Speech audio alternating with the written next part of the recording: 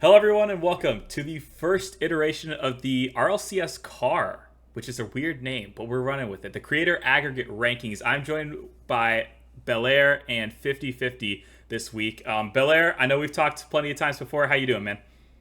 I'm doing fantastic. It's good to be here.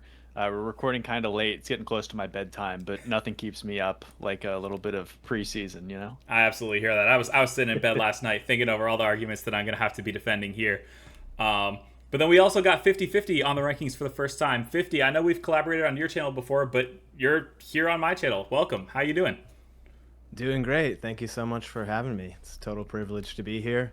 And I hope I just don't embarrass myself with any of my justifications for my list. Nah, it's all right. This is going to be a ton of fun.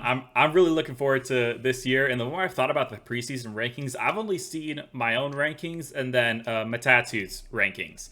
And there were some things that were wildly different. And so the more I've thought about that, the more I'm like, these can be all over the place. I feel like we got to a place at the end of last season where it's like, okay, there's kind of like a right opinion, and then there's a few things that can vary.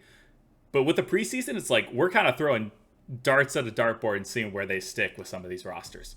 So, without further ado, let's get into it. Let's do our honorable mentions first. 50, I'm going to have you kick us off if that's okay. I'm just going to unveil all three of your honorable mentions, and you can talk about all of them.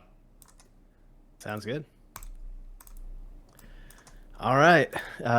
Number one, I've got the boys. That is my favorite NA roster to watch, actually. I've become a really big fan of Aqua. I just feel like how he was playing in the last chance qualifier was so fun. And I think this is a really solid team. I'm kind of curious to see, how they integrate and gel together for this season. And I'm cheering for them. I think this is a really solid bubble team. I don't think it's a ridiculous thing that they could punch their way into the top 20. I just don't think they're quite there yet. But if someone put him in their top 20, I'd be like, that guy knows what he's talking about. So I definitely have him as a team I expect to do well this season. Novo Esports, I believe, sorry, the roster org just got announced. That's a Chronic, Juke, and Nico, right? Yep. It is. Yeah, I see that as a EU team that could be punching up a little bit and potentially be accumulating some points throughout the season and maybe take a fifth spot, if EU gets it in this, early LAN, or potentially kind of be right on the cusp. Obviously EU is such a deep region, but I like this roster. I think Juke is probably my favorite player on there, but I know people love Nico. I think you're definitely a Nico supporter here, I believe. Yes, absolutely. Yeah. And then last but not least, the Alcadzia team, that is Dr. Known, Nush, and Ops, if I'm remembering correctly. Yeah. I should really know these rosters by heart, shouldn't I? But everybody just shuffled. You're fine. Yeah. Yeah. These are confusing times for sure. Yeah, I think this is kind of a team of youngsters, as an advanced age analyst of RLCS. And I have seen really good things from them. I think a lot of them have really good 1v1 skills I've seen across the board from these guys. So I think, this is a team that could find some magic in Mina. And, it's kind of a question of who's going to be third in Mina for last chance qualifier with the two rosters that we have, or at least maybe that gives away some of my list rankings.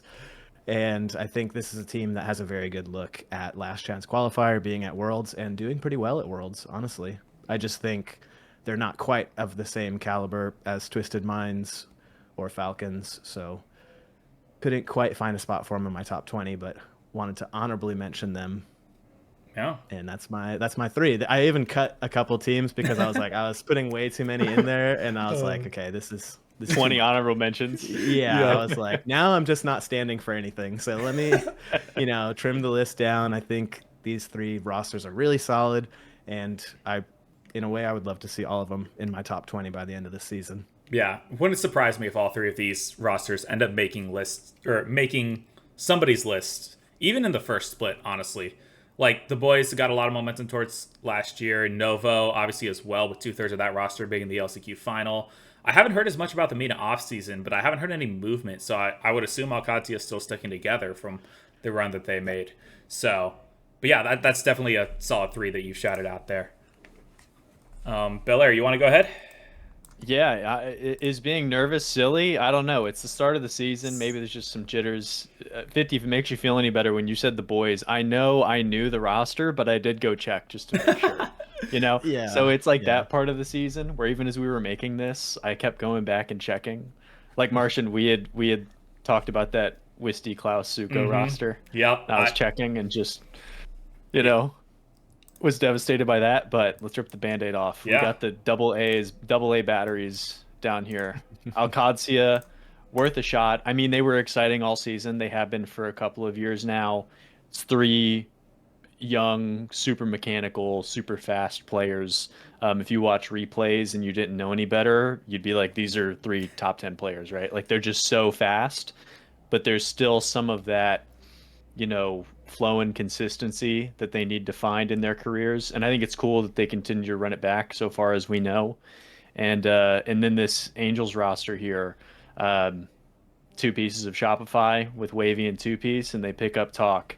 And we're going to see big opportunity for Talk, right? Weird opportunity for 2-piece, who now has he's one of those guys who you're like, has this guy been on this college basketball team for like 8 years now? Like, suddenly he's a veteran, even though it still feels like he's a new player, kind of running this roster.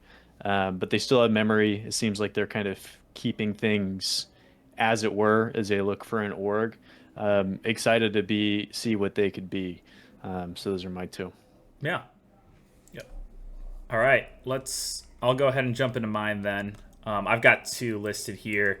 I normally don't approach the honorable mentions as like 21 and 22. It's just more teams that I want to shout out. So I, of course, had to shout out Gremio from... Pour one out. Yes. I am actually like still bummed that this roster did not end up sticking together. This was Klaus, Suko, and Wisty. And they took down Furia in Game 5 in the online portion of the Brasileiro.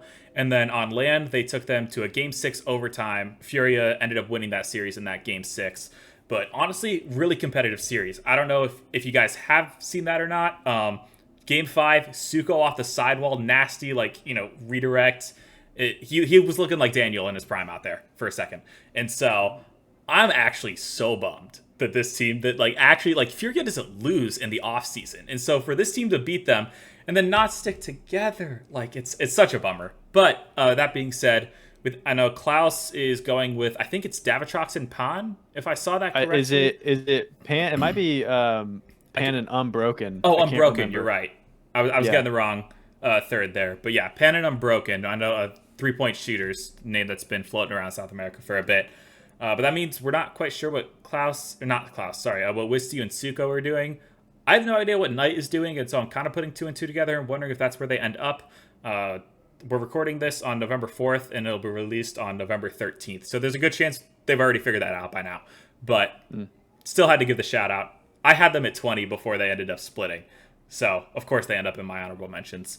And then my second honorable mention, it is way too early for me to be ranking this team, which is why they're an honorable mention. But I am excited for the potential of Eris, Mech, and Diva. We know what Eris can do. The Pirates on a Boat series against Genji in 2024 Open 6 really comes to mind, where he had a masterclass to take down that Appjack First Skiller Chronic squad.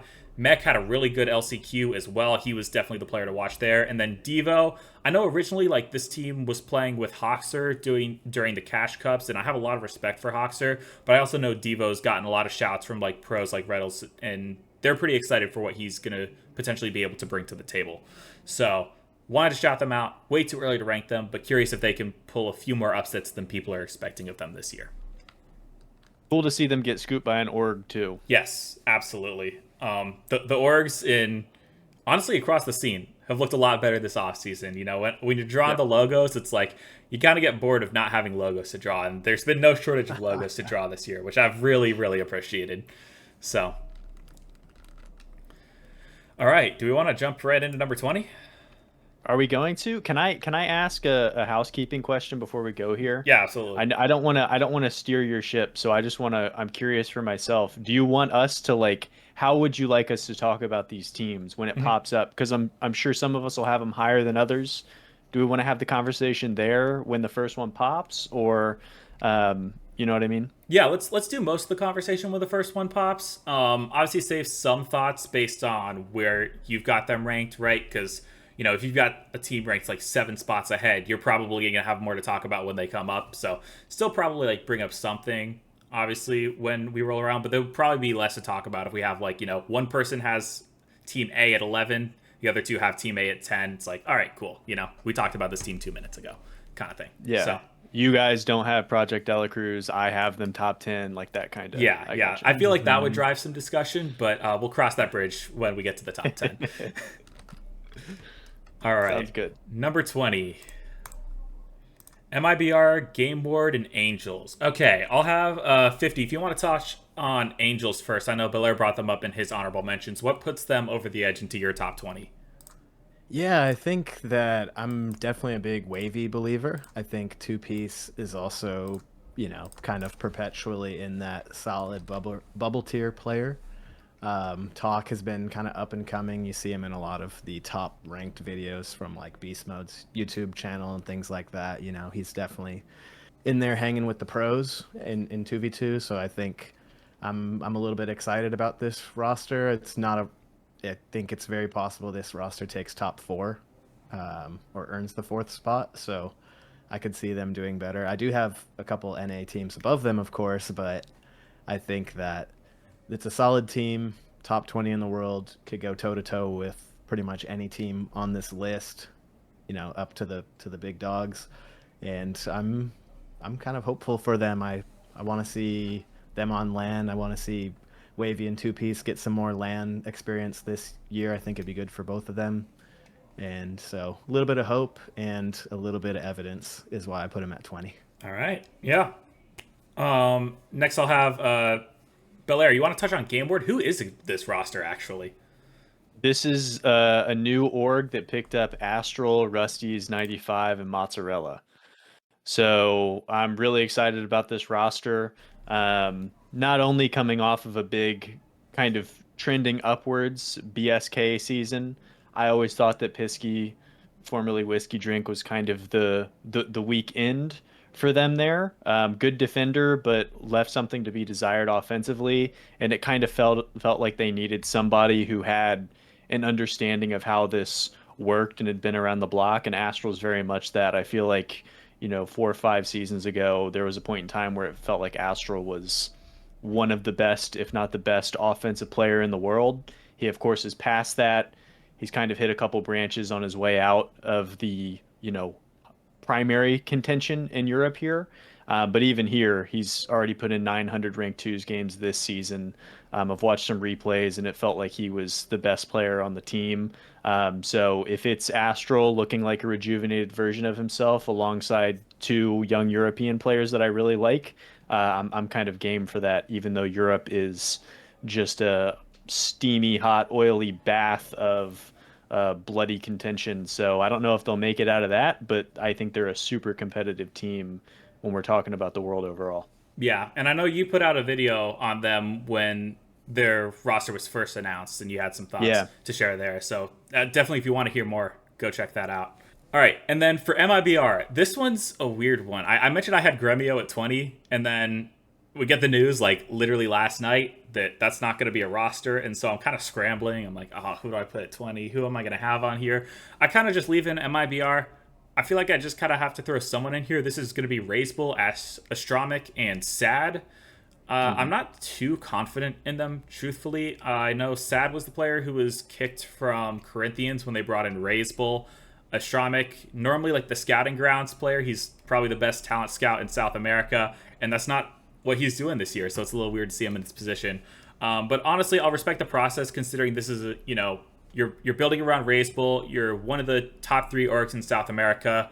I'll trust that you guys know what you're doing a little bit more than I'm able to analyze, and so I'll keep you guys at 20.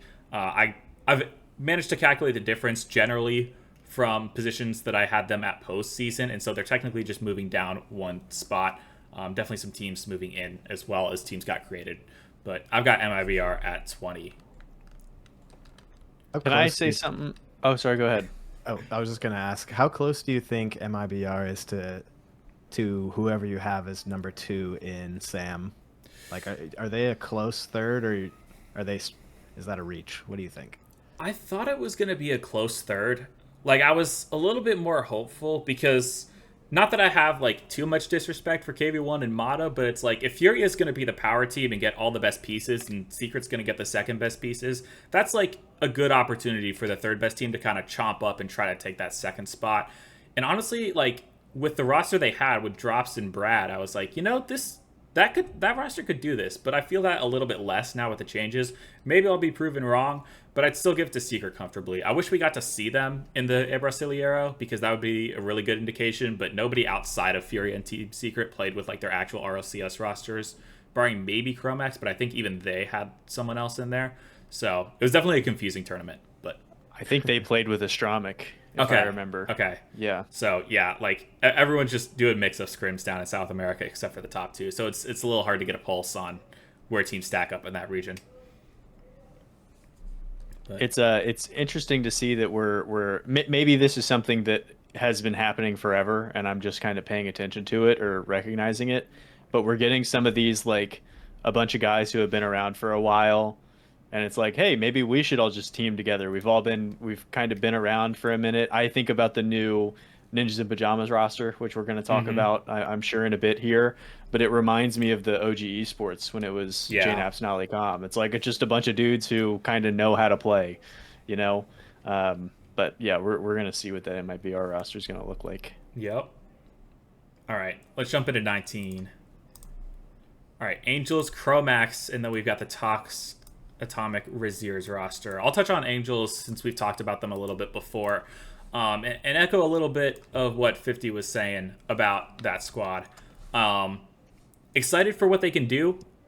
Two Piece and Wavy didn't have the best Worlds performance, right? Shopify going out top 18 definitely was an underperformance based on what you would expect from those players. But at least, I don't want to take too much away from the Cash Cup, but you were saying that this team could sneak into a top 4. It's not impossible. They took down Foot Esports in the upper bracket, ran the entire upper bracket, actually, only lost to Shopify Rebellion. So it was a really good showing from them. And that was a Food Esports coming off of beating Shopify Rebellion the day before. So Reddles, I think he had a pretty good performance at Worlds. He actually led the goal scoring per game category, which is a little bit weird because obviously he's not playing like, the Dignitases and the Vitalities and the Carmine Chorus of the world. But he still did have the highest goals per game through that one day in the play-in stage.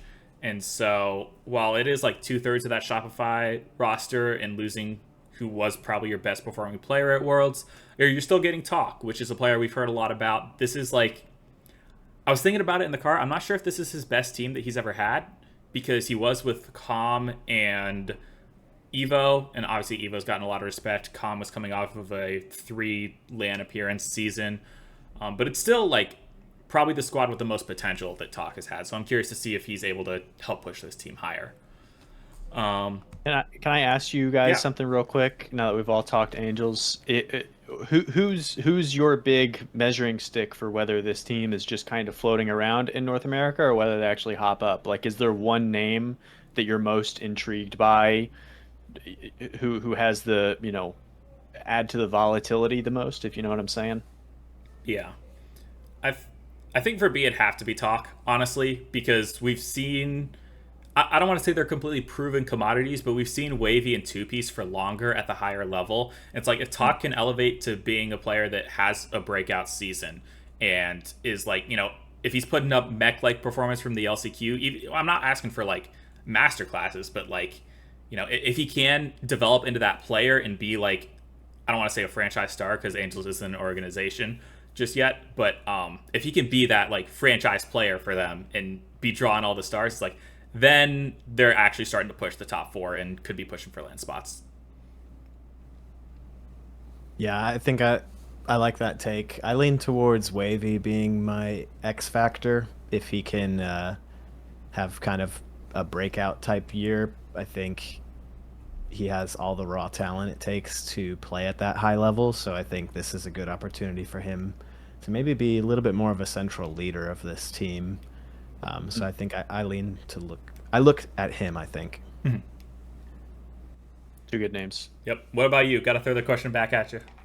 It's got to be two-piece, just so we all pick one of the players. No, I think I do think Talk is such an unknown that it's kind of hard for me to put a finger on that. I think if I had Wavy is the name for me, just because he's in that similar kind of like a Diazzy kind of spot where it's like, okay, we've seen him and he's good, but he still has like some room to grow, and now he's got a little taste of it. So like, is there another level for Wavy to get to? I think that's kind of where I'm looking. All right.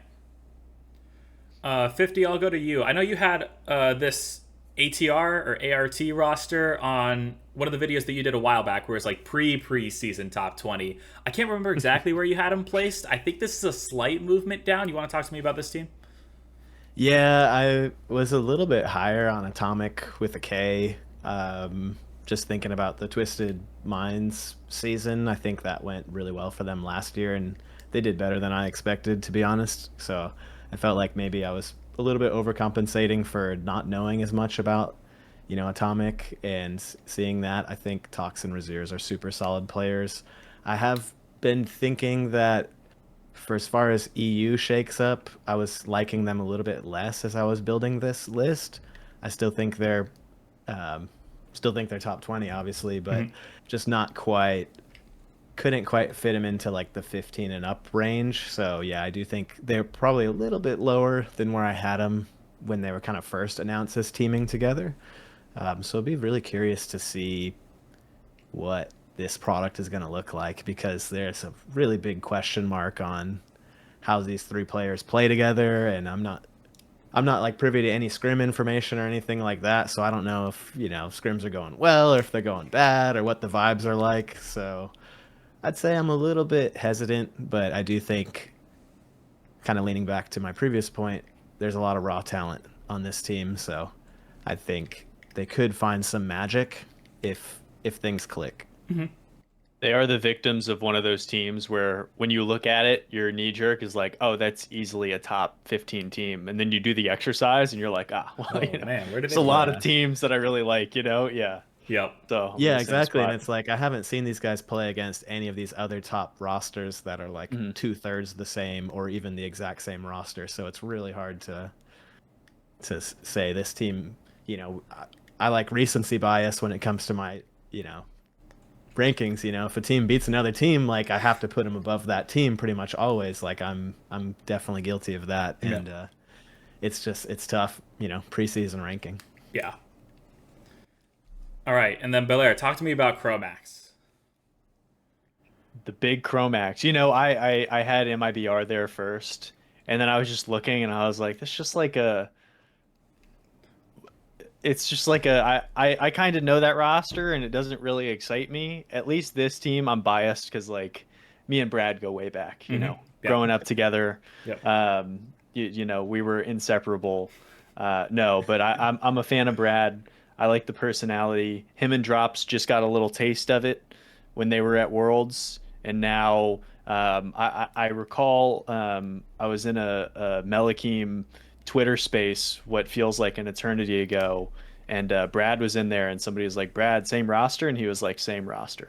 Like we're running it back.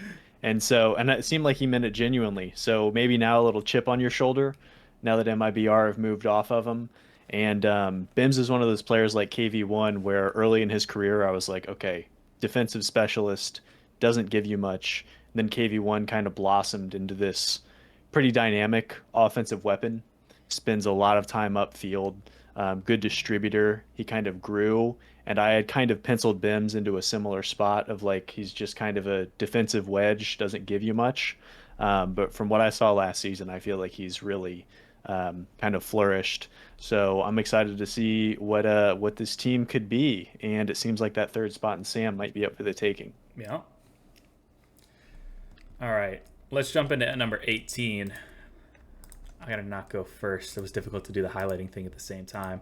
All right, we've got a Project De La Cruz appearance. Oh, We got yeah. a Leos, Yeah. and we got a Virtus. And I know Belleair said he has got him top 10, so For Yeah. sure, maybe higher. Let And me- guys, let I'm me- seeing right now that I did not follow I didn't put the difference because I assumed new season they're all they're all new. I didn't drag it over from last season. You're good. You're good. If you catch my drift, so that's on me. I mean, it's very difficult to tell what teams are dragged over from last season, anyways. You know, I'm kind of throwing names on a paper here, like Angels. I guess that's Shopify Rebellion if you really think about it. MIBR is kind of MIBR, but it's also they lost 2/3, so who knows? Yeah. But 50, I'll have you talk about Product de la Cruz first. We got APAC representation on the board. Yeah, it was kind of this roster split was pretty interesting to me. Obviously, this team from last year was the old Virtus Pro. Obviously, Virtus Pro has moved to a different roster now, so kind of ironic that they're both on this same line here. But Catalysm, Sosa, Sphinx last year, one of the imports had to go.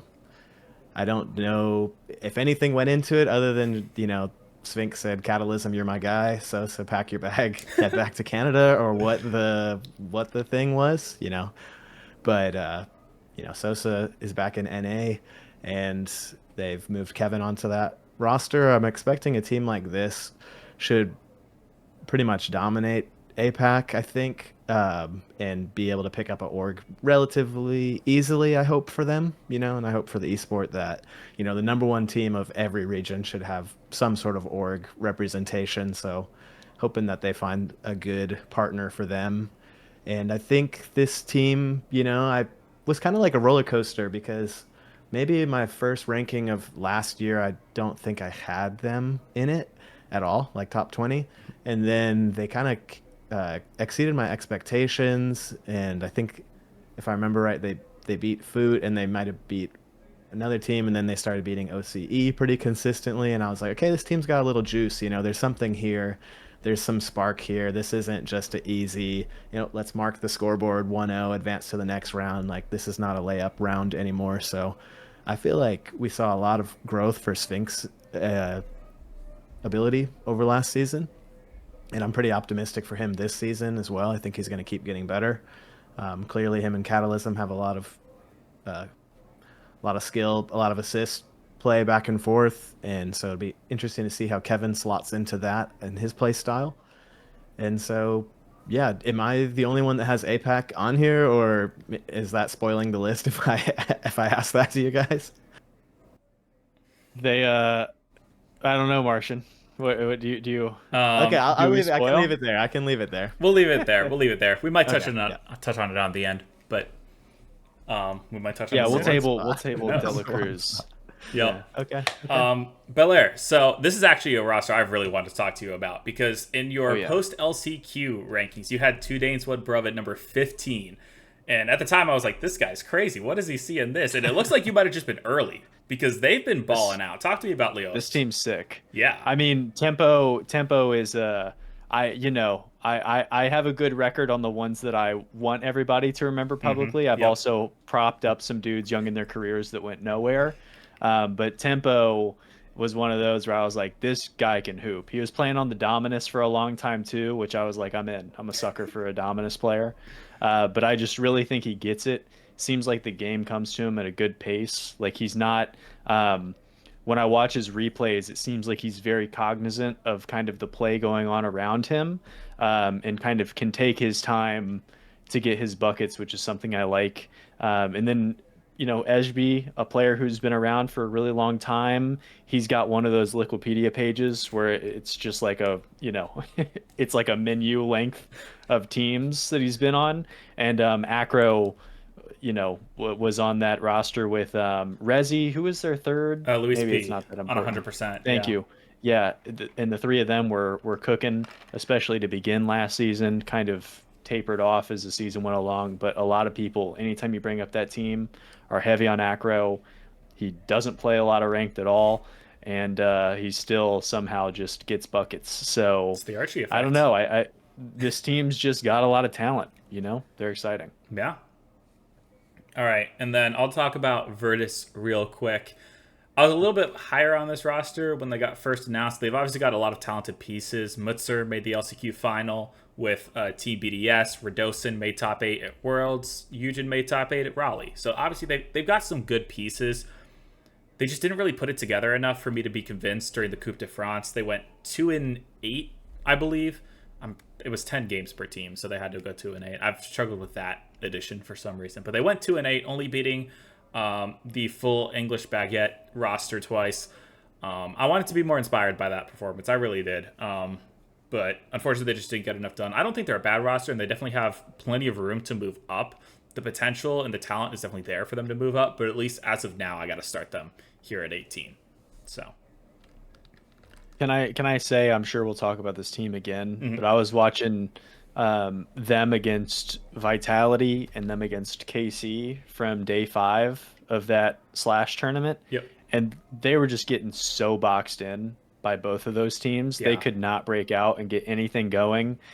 Not a good sign for a roster with 3 pieces where I'm like, whoa, you know, to like, they could grow, but I don't know. It just felt weird to see them. If you took away the nameplates, they were just getting totally run. So. Yeah. And it's like, those are 2 of the best teams in Europe, don't get me wrong, but but it's also like, want to get out of defense a little bit. So, all right, let's jump to 17. We got a Leost, we got a wild card, and we got a Rock Esports. All right, we're all over the world with this one. Yeah, this is awesome. I'll touch on Leost first, since we were just talking about the European squads there. So, yeah, these guys went 4-6 during that Coupe de France online phase. They made it to the LAN as well. 0-3 against Gentlemates in the semifinals. The first 2 games were relatively competitive. Third one was not, but that's also a Gentlemate squad that went on to win the entire event. Spoilers.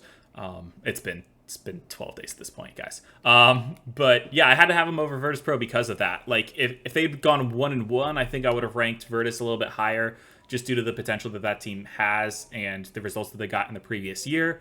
But I've kind of learned over the past 3 years that not taking into account what the new rosters are doing in French off-season tournaments is going to bite you in the butt. So had to rank Leos a little bit higher. Not too much higher just yet, but I am excited as well for what this team can do. Tempo's gotten a lot of buzz recently. Acro had a really good performance. Edgeby's probably the one question mark I have, but he was also, getting multiple top 8s with that fast forward roster. I feel like he's an under the radar, very solid player that could enable the other 2 on this roster as well. So excited for them as they head into the next season. Wouldn't be surprised, honestly. I don't want to say I expect to see them in Copenhagen, because that's a bit of a bold call. But it would not surprise me in the slightest to see them at this Copenhagen kickoff LAN. So, all right. Let me be the first person to say that I missed because I didn't put Leost on mine, and I'm looking at my Atomic Tox Raziers, and I'm like, is that roster really better than this roster? I mean, so maybe that might be my first. That might be the first mistake. So let me admit that. Internationally, they got rid of the. I can see it, but. Yeah, they got rid of 2 Danes, 1 Bruv, and you were like, I'm out. Yeah. That was a perfect name. Like, getting rid of this team. Yeah, that was peak. Yeah. Putting your foot down. Yeah. Is Leost, is that an org? Or it did they is. just change their name to something worse? Okay. Yes, right. it is. It's a French org. That's the only reason they were able to play in the French LAN. So, because you have to have French players, like 2/3 French players, or you have to be backed by a French organization. So Leost gave them the hookup, got them to the major. So, major LAN, good deal. Whatever you want to call it. So, nice. Let's hop to the LAN down under first. Belleair, talk to me about Wildcard. Obviously, great Worlds performance, but you got him here at 17. This feels like as high as you can put them, despite going top 6 and beating some very good teams. This is about where they should be. Like, if you take the year as a whole, Worlds was awesome, but they got the break speed off of them for most of the year. Yeah. So, maybe it wasn't a flash in the pan and something clicked. That was the best I feel like I've seen Fever look in seasons, maybe ever. I mean, Fever was just like totally all over it. Torsauce continues to get it done.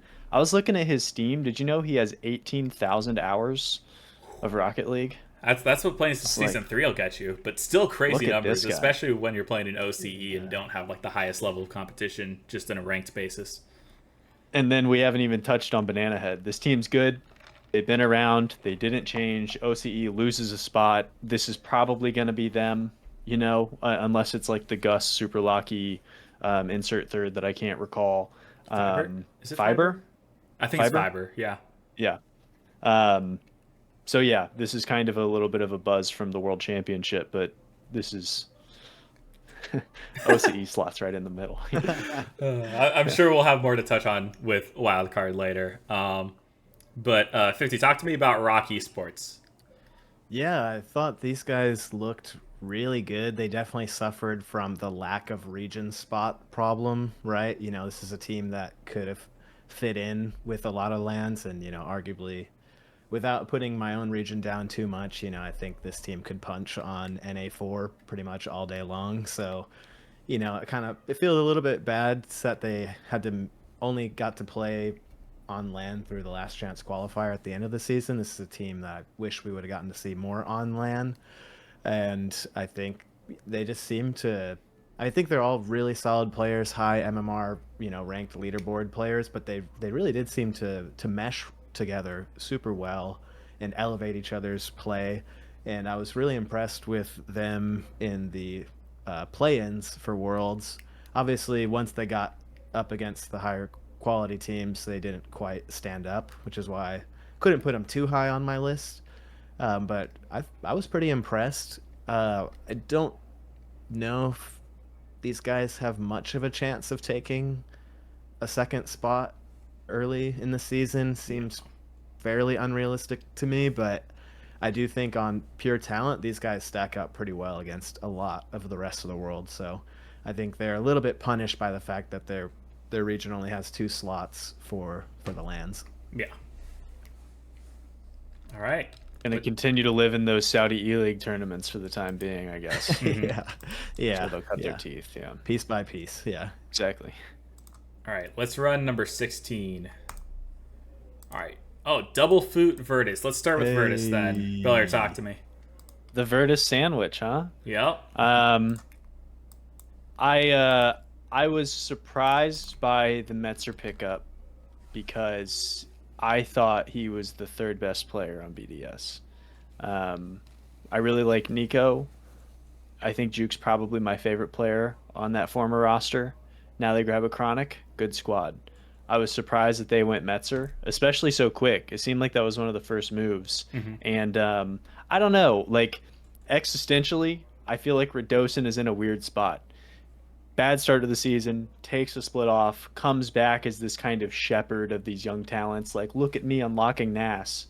Is he now in a position to be like, yes, I am the sage wizard who has to, like, get Eugen and Metzer over the hump? Like, is he in that headspace where he's like, look at me, I gotta kind of like mold this clay together with my hands?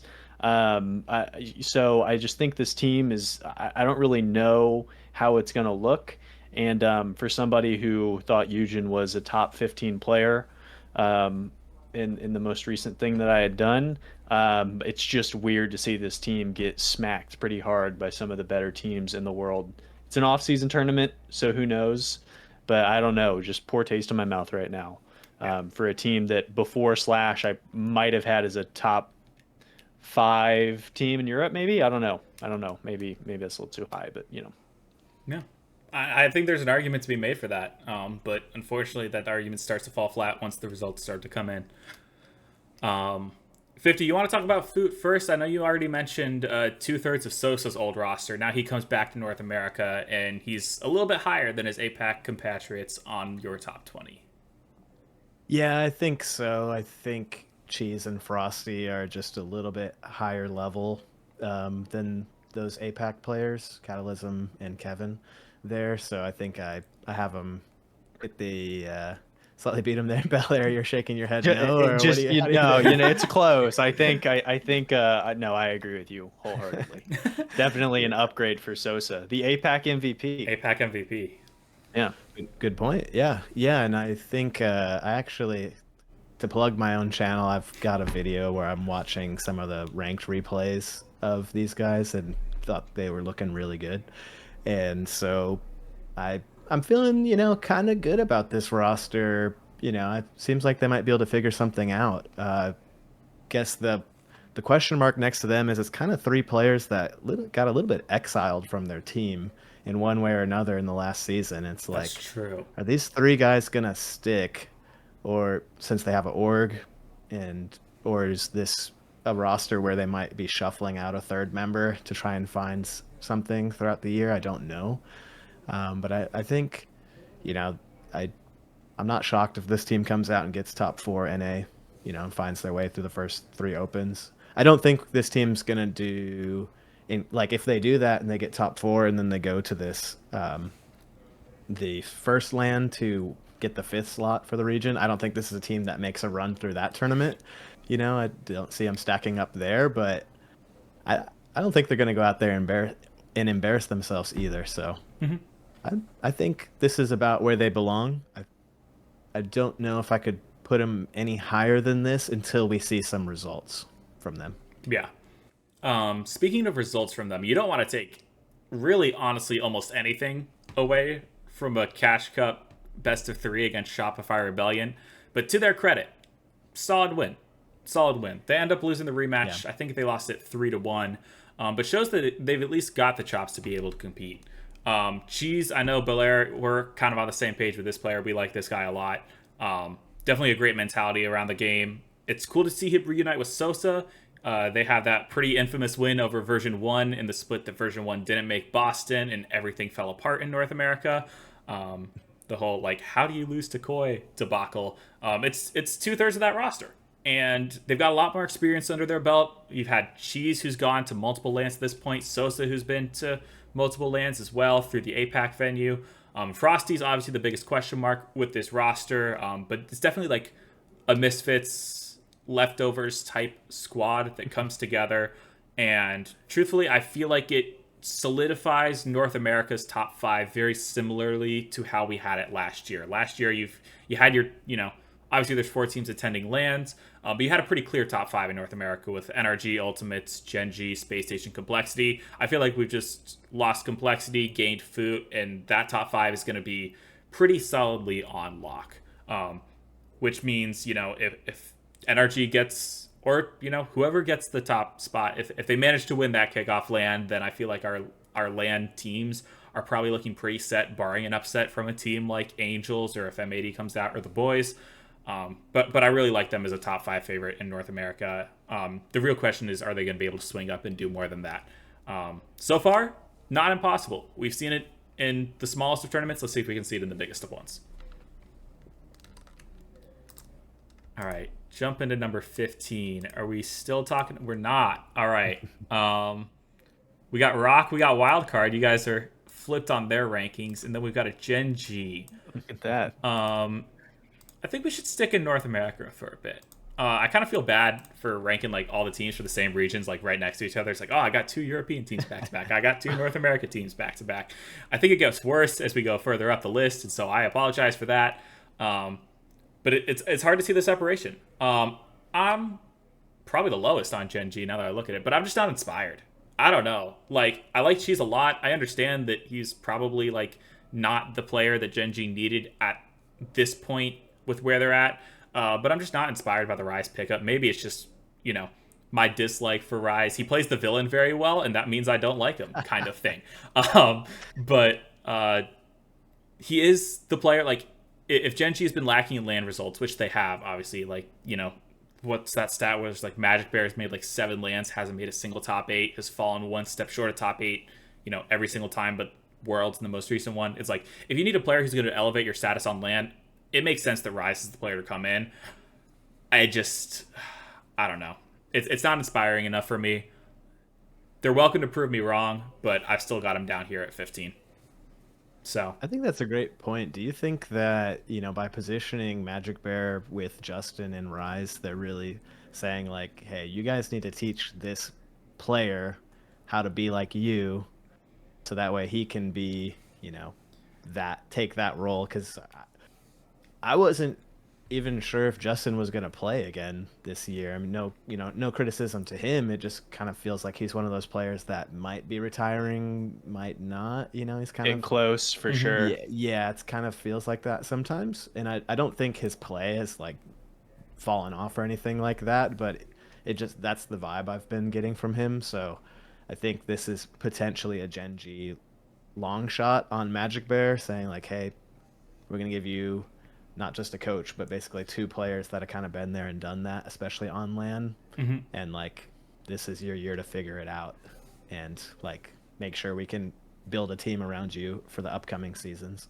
I could see that honestly, because especially with Magic Bear, for so long it's been like, all right, we're gonna, originally it was Reynolds and AJ, we're gonna bring you to the top level. This is where you're gonna get your chops. Like, it's not gonna go perfectly at the start. It obviously didn't, but then eventually they make the land with Optic in Boston, right? And it's always been like, Magic Bear's, still a very solid player, but he's been one of the slowest to climb to the top. He's definitely broken the mold of you peak early and then you don't get any better from there. I feel like he's still kind of continuously improving, even though it's like year 4 or 5 of being on like a top team for him.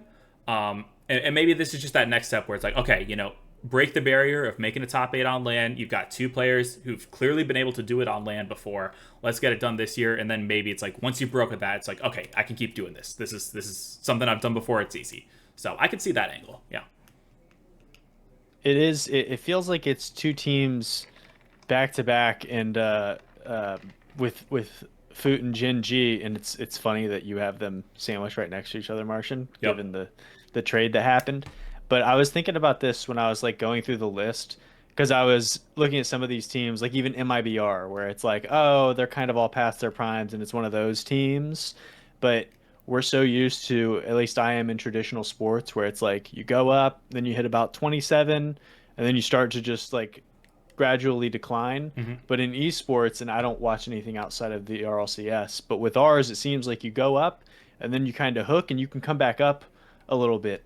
And maybe, Justin is one of those players. Like it seemed like Reddles kind of had turned a corner. He quit not because of a skill diff thing, but kind of, greener pastures, looking for, the pursuit of happiness, as it were. And good luck to him for it, but maybe Justin's one of those guys, and maybe Rise is one of those players too, where it was like, oh, you're at the top of Europe, here we go. Oh, actually Twist Minds is pretty good. I don't know. I've completely talked away from whatever your eloquent question was. So let me rein myself in. No, you're good. I mean, I know Rocket League's kind of on the younger side of the esports scene, right? And especially with the growth going to the open era, we've seen a lot of the older players kind of phase out through there. But it's like, at least in esports in general, Faker is the prime example of having a prime and then kind of dipping for a bit and coming back. He won like 3 world championships from the span of 2013 to 2016. He might be about to win his 3rd, like in a row, back to back to back this weekend. By the time this comes out, that'll have already happened. But the dip there, from 2016 to 2021, and then he makes the final again in 2022. Like we've seen it be possible in esports. You definitely don't have that same like physical limitation as you get older. So curious to see how that develops now that Rocket League's more stable open era kind of thing, and it's not just going from like, all right, you can win 10 series and be a world champion, to you're playing week in, week out. I'm curious to see if we get more of that longevity and coming back in your career. So for sure. 50, I'll ask you about Wildcard. We already have Belleair talk about them. You've got them a little bit higher though. Yeah, I've got them just a little bit higher. I think they kind of unlocked the have fun meta. I think earlier, season or 2 back, they kind of used the like, for lack of a better term, like a who cares meta, which was kind of like indifference, nonchalant attitude about what happened at the lands, and like, oh, we're just going, to show up, lose a couple series, and happy to be here. Round 5 out of Swiss or whatever, like they kind of owned that, and it felt like the next evolution of that from like your own mentality as a player is not just like, oh, who cares what happens? It's like a let's have fun while this who cares what happens outcome happens. So I kind of feel like they hit their stride of that have fun meta and kind of showed everybody that you don't have to take yourself too seriously to be having elite results as a team.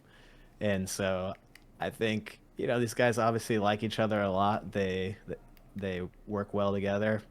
I don't think there's a good chance that anyone else in OCE takes their spot, so I think they're pretty much a shoe-in for all the LAN appearances. I don't really see that being a problem for them unless there's some catastrophe that happens during the season. This is really their spot to lose. And yeah, I'm curious, do you have them on your list, Martian? Yes, or are yes, they I'll not get to them. quite there? I'll Okay, get to you them. do. Okay. Yep. Okay. I will save a little bit more praise for maybe when we come back and Okay. revisit them. But All right. that's kind of my thinking. All right. Belleair is like, My should have taken legacy as both an the OCE OCE hater spots. continues. It continues. Man. Yeah, Yeah. they should have taken both the OCE slots and given Yeah. them to somebody else. Man, I do, but I do struggle with that, like weighting the regions. Like I Yeah. like Project De La Cruz, and it took me until the very end of the season to sneak them on last time. It's just very tough for me to be like, this is a top 20 team when typically I feel like there's like 8 or 9 European teams that would beat the brakes off of any SSA team or Hmm. whatever. But that's another Yeah, discussion. Yep. Yeah. that does make it tricky. Yeah. Yeah. All right, Belleair, talk to me about Rock. Love Ghazi, love Abdullah. It was difficult for me to decide which of the two of them were going to be a top 50 player. Um, I just think they're a really good squad, and they're kind of hard stuck around this area because we're just probably not going to see them a lot. There's a two-headed dragon in Mina between Falcons and Twisted Minds. This is probably where they are. There's even a world where Alcatia could pop up and beat them. Maybe there's some young Mina players out there. There's still a lot of like solid talent buzzing around. There's always a Mawson roster that's interesting, a team vision. But I think that Rock is pretty decidedly, at least for me, the third best team in a region where we're probably not going to see them until the World Championship. Yeah.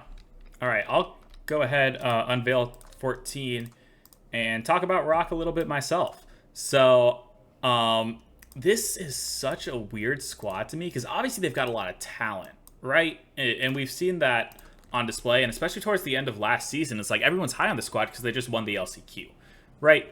That being said, it's like their second split worries me. Like they made the playoffs once. And of course, that all gets erased by the fact that they reverse swept Twisted Minds once in Open 5, and then they won the LCQ and went to Worlds and smashed on Gen G, right? It's like, that almost screams to me, it's like, should we have more of these teams that are competing for third place in MENA above Gen G? Like, if it's really so competitive that Rock Esports is only making one playoff in the second split and then going and dominating North America's 4 seed, it's like, should we put some more respect on them? But it's also like maybe that's just Rock's super high ceiling, and if they're playing at that ceiling, they can win, and if they're not making playoffs in MENA. So I think these guys really have to figure out what their floor is and raise it. Otherwise, they're going to be jumping around as much as Split 1 Space Station from last year, because I've got them at 14 now. But if they come out and take two somewhat quality losses but miss the playoffs, it's like I can't have you in a top 20 anymore. So difficult one to place, but gotta have them. Yeah, I think still above Gen G for now. I think they should be looking at this season as like, hey, the two top teams just jumbled their rosters. Like, this is our chance to get some points. Open 1, 2, and 3. Like, Yep. let's come into this and let's get grand final 3 times in a row. I mean, That'd be obviously crazy. they're saying they want to play to win, obviously, but I think if I'm like, we're sticking, they're not. Like, we gotta stack points early in the season. Yep. And that's how we can find our way. All right, Belleair, I'll go back to you then with Space Station. You've got them first appearing on your board. I was curious if I was going to be the first one to rip the SSG Band-Aid off. Looks like it. I am assuming that I'm probably going to be in the minority here when it comes to the overall car rankings. And the argument against having them here is one that makes a ton of sense. Chronic has established himself as one of the most consistent LAN participants that we have playing actively. I think he's made it to double-digit LANs in a row now. It's like him and Jack, who are at the top, and Exotic. And then Diaz, a player who everybody likes, Complexity, really fun team. And then Reveal, oh my gosh, Space Station just had such a great season. For me, this team just like, it feels like all the teams kind of made their decisions, and then they were kind of like, I guess this is kind of like the 3 best players that are available, so we'll just make this a roster. This just like out of the top 20, this one just feels like the weirdest hang to me. Like if it were these 3 guys, just like fly on the wall. I don't know what they talk about. It's just, I don't know. It's weird. Yeah. You know what I mean? Like, yeah. They're different ages. They come from different places. Like as far as like their careers and their teams go, I don't know. This team is just like, it's a shrug for me. Yeah. I'm curious to see how they end up like, because I know we have yet to see the team announcement as of this point. Normally, Space Station does some sort of like media day. They get them all in the same place, do some sort of content. I'm curious to see what that looks like because I feel like that'll be our best indication for what they're gonna mesh off the pitch. But it is pretty difficult to see it, at least as of now. So, and then 50, you've got Gen G here instead of Space Station. So talk to me about them. Yeah, I think I do, just to kind of do a little bit of foreshadowing. I do have SSG higher ranked or better ranked than Gen G. I kind of second your thoughts about swapping out Cheese for Rise as being kind of that probably could be good. This team's got to make LAN, and then once they're on LAN, they should do well at that LAN and get more points and more prize money for the org, and however else they're looking at it. But I didn't. It's tough to say. I didn't think Cheese was that problematic, so getting him gone, I don't expect this team to like immediately shoot up. So I think they're going to be very solid. I think this is a team that you're going to have to beat if you want to get top 4. They're going to be right there every time, basically guarding it, and guarding the 4th or the 3rd slot in NA. And if you're below this team, like I have Foot, you got to beat this team every time you match up against them. So I think bit of the old guard in NA, and I expect them to do well, but I don't expect them, to get any top 8s or anything like that this year. Maybe I'll be proven wrong. Yeah, and that seems like the barrier for them. So, all right, let's jump to number 13. I feel like we might be talking about. We will not be talking about a team again. Interesting. Okay, double team secret. Virtus Pro. Since the last time we had Virtus Pro ranked, we had another double team. We'll start with Virtus Pro again. 50, I'll go right back to you. Yeah, I'll just do a quick 2 cents on this one. I'm still pretty high on this roster, even though they didn't have the best results in the Coup de France. Obviously, you guys kind of deranked them a little bit, it sounds like, based on that performance. I think, I think this team might take a little bit longer to mesh together, but I look at them and kind of think that they're right in that EU5 spot where, if EU gets the win here after Open 1 in that LAN, which I keep referencing, I feel like this is a team that is very probable that they get a top 5 slot. They'll find their way in one way or another. So I'm still a little bit higher on this team. I'm really high on Eugen right now until I see otherwise. I think he's still a standout player in EU. So I expect him to carry this roster. All right. And then, Belleair, we'll move over to Team Secret. I'll let you go first on them. I think this is a switch that makes both teams better. Wow, I think that Furia had found themselves in a place where they had just completely lost themselves. Bad vibes, kind of felt like. Just a weird situation. And Team Secret was just trending up all season long. Swift, with the most obvious move possible, joins the Panthers as the best player in SAM not currently on the roster. And Drufinho maybe returns to the crew days before he joined up, where he was the engine of an offense. And he has KV1 and Mata next to him. Mata, one of the most improved players in the world for me last season. So, yeah, I think Secret's better than they were, and I think we're going to see a rejuvenated Furia too. All right. Yeah. You said that you think both teams upgraded. I'd be curious to see that. I don't really fault Team Secret for not making the Brasileiro finals. Just because they ran into the best team in that tournament twice. Not their fault that Fury got upset. And they really challenged them the second time. First time, not so much. It's hard to say they get better upon losing Swift. I do like Swift a lot more than Drufinho, but I don't think Drufinho is just like an outright problem with Furia. Yeah. Right? Like, he's still got a lot of talent. I'm curious to see what they do. And I do want to put enough respect on KV1 and Mata for the seasons that they had. It was not just a Swift one-man show. All three of them really elevated towards the end of the season. Still second fiddle in South America for me, but not going to de-rank him too hard until we see, I guess, that they earn it on LAN. I don't know. Like, got to still give credit to multiple top 8s. Yeah, because they made top 8 at EWC as well. So, killing it. All right, let's jump to 12. Got a wild card, a Foot, and a Team Secret. 50, let's close out our thoughts on Team Secret while we're at it.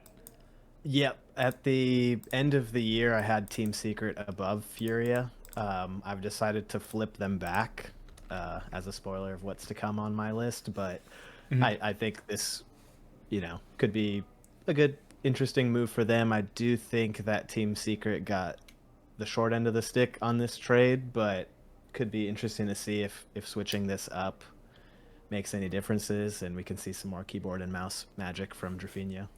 Yeah. Belleair. This is, I mean, I don't know if this is surprising to you, 50. Food Esports above Space Station, I would assume this puts them into a top 4 spot just based on your preseason rankings. Talk to me about Food Esports. Yeah, I love this team. I have been really high on Cheese for a long time. I think Sosa, we were talking about guys who kind of have that hook in their career. He's clearly there. It seemed like we Absolutely. were kind of, sending him off to APAC to finish his career. And here he comes. He's back. He's rejuvenated. And Frosty, one of those guys who just hasn't felt or hasn't found the perfect team just yet. Maybe this is it. Really talented roster. I'm excited to see what they can do. Adam Baguette as the coach. So I think that this is a team. 50, I think you had alluded to the same thing. It's like a chip on your shoulder, nobody believes in us kind of roster. And I think that they can harness that energy in a productive way and really take it to some of these teams who I don't think that they're going to be afraid of a lot of teams in this region. Also, to tie a bow on Secret, they also lose their coach, which is Yeah. um, a big blow. So just wanted to throw that in there. Yep. All right, and then I got to close out our thoughts on wild card. This will be fun. I am definitely like a recency bias ranker, and especially considering that like the world championship is like the time to do it. It's like you guys had to go on that run then, like because obviously if you look at the entire season, it's like they should be nowhere near 12. But if you look at the most recent result, it's like they had like not just one good day where they 6-0'd Fury and Dignitas, but they also actually like put up some competitive best of 7 series against Falcons and Geeke, which were, at least on aggregate, 2 of the top 4 teams in the world at the end of the season. I know I've talked with 50 about this on his channel with like Fever and the potential to, if they manage to get that LCQ spot for OCE, the whole Fever defensive MVP campaign that I almost launched. And it's like, if they can keep that performance, yeah, they definitely deserve to be ranked this high. That being said, I remember a lot of us giving Belleair a lot of heat for having OCE ranked so low at the beginning of last season, and then turns out he was right. They completely underperformed at the first major, and so it's like, are these guys?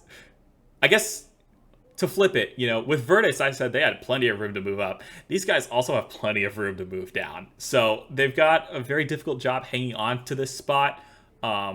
But I didn't want to discredit their run at Worlds. And if they can keep performing like that on LAN, and if they have really figured this out, I'm excited for the LCQ battle. So, all right, let's jump to number 11. Space Station, Ninjas, Space Station. I'll have Belleair touch on Ninja Pajamas first. It's the first time we're seeing this on the board.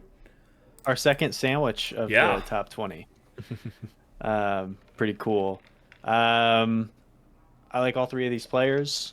Joria's rejuvenated back to where he was. Oli talking in interviews about how so much of this is just confidence, and CRR finally bounces back over to Europe.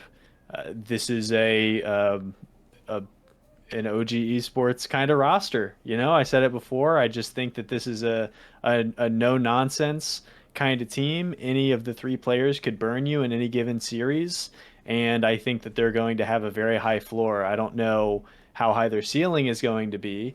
Probably not a team that makes majors, just given the other strong teams we're going to talk about here.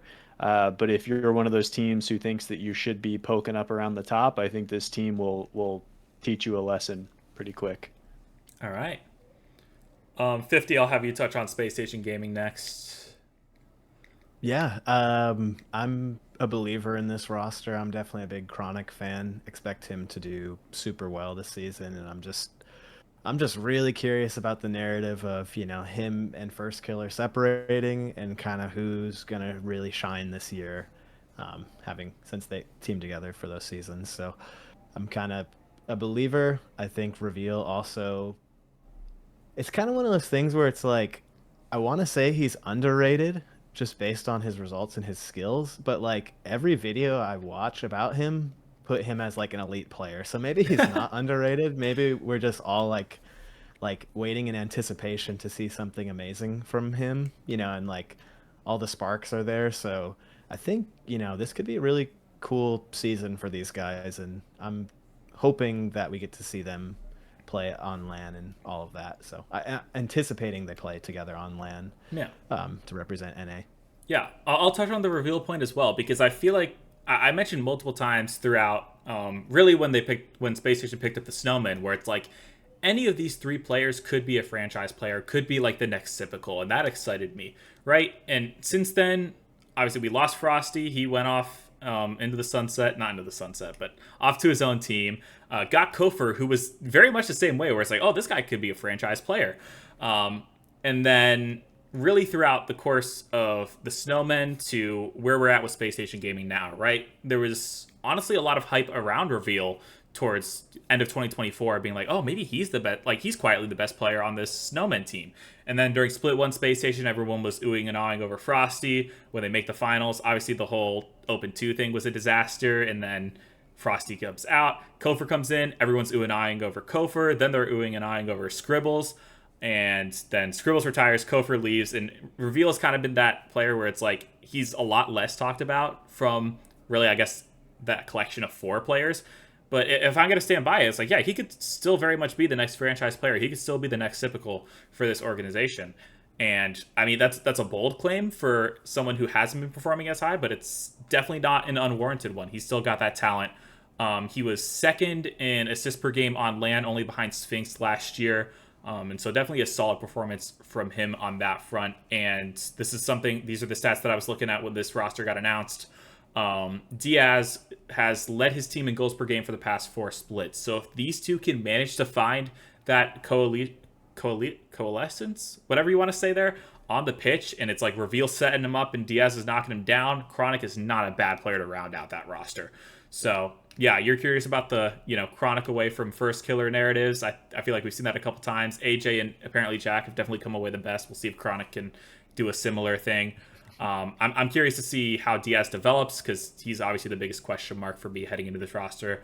But I'm a little bit hopeful, but not going to put all of my... I don't want to say I'm not going to put all my eggs in one basket yet, because all my eggs are definitely in this basket. But not going to get too ahead of myself with putting them into the top 10. So this team as an aggregate 27th ranked 2v2s, which is the 4th best of any of these rosters we're talking about. And even more surprisingly, Chronic is the one who's holding that ranking back. So Reveal and Diaz are very highly rated right now. Yeah. Which is a good sign. Nice. All right, let's jump into our top 10. Top 10. Furia, Genji, and Ninjas. I'm going to have Belleair close our thoughts on Genji real quick. Tough team to rank, because I thought Cheese was the best player on the team. I understand why they made the move. I think that Rise is a more acute version, a more precise tool for exactly what this roster needs, which is a little bit of an MFer. I think Rise is exactly what you want for a team who has kind of been like, oh, we're here, but we're definitely going to lose to the teams who are better than us. Like, Rise isn't playing that game. Yep. You know what I mean? Like, Justin was talking in interviews about like how teams walk around the arena, like the aura that they have. I think Rise is just gonna he's tall, which helps, and I think that he's just gonna give them a little bit more of like the edge that they need to actually compete. Yeah, the walkout practice is gonna go a lot better with Rise on that roster for sure. Oh, 100%. So no shade to Cheese in the walkouts, but Rise is a different animal there. But I'll touch on Furia real quick. I'm the first one to have them on the board, and I know Belleair mentioned last sec with Secret. The coach, I'm excited to see what Bruno brings. He's regarded as the best coach in South America by a lot of the people down there from what I was seeing.